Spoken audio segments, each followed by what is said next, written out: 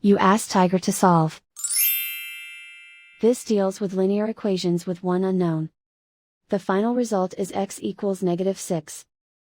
Let's solve it step by step. Simplify the expression.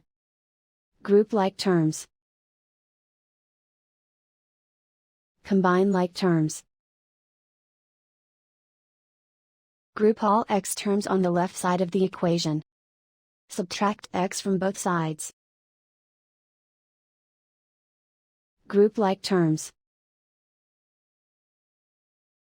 Simplify the arithmetic. Group like terms.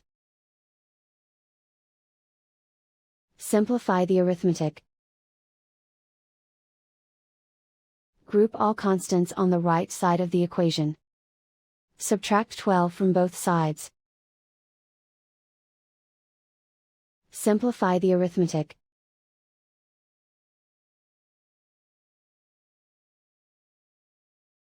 Isolate the x. Divide both sides by 3. Simplify the fraction. Find the greatest common factor of the numerator and denominator. Factor out and cancel the greatest common factor. And so the final result is x equals -6.